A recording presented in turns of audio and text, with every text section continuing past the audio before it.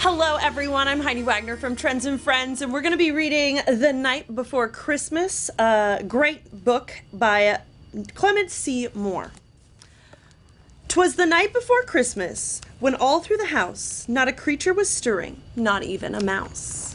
The stockings were hung by the chimney with care, in hopes that St. Nicholas soon would be there. The children were nestled all snug in their beds, while visions of sugar plums danced in their heads. And Mama in her kerchief and I in my cap had just settled down for a long winter's nap.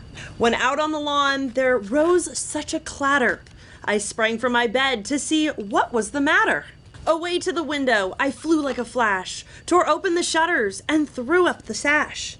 The moon on the breast of the new fallen snow gave a luster of midday to objects below. When what to my wondering eyes should appear but a miniature sleigh and 8 tiny reindeer. Very exciting. With a little old driver, so lively and quick, I knew in a moment it must be Saint Nick. More rapid than eagles, his coursers they came, and he whistled and shouted and called them by name. Now Dasher, now Dancer, now Prancer, now Vixen, on Comet, on Cupid, on Donner and Blitzen.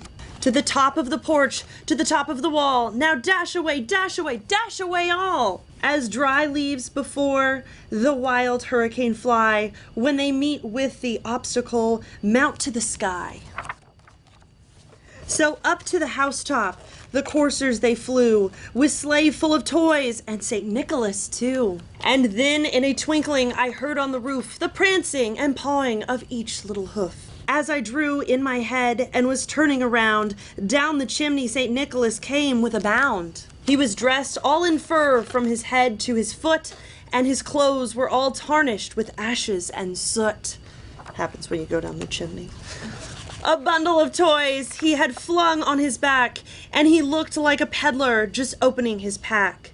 His eyes, how they twinkled, his dimples, how merry, his cheeks were like roses, his nose like a cherry.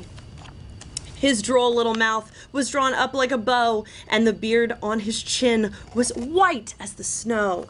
The stump of a pipe he held tight to his teeth, and the smoke it enriched his head like a wreath.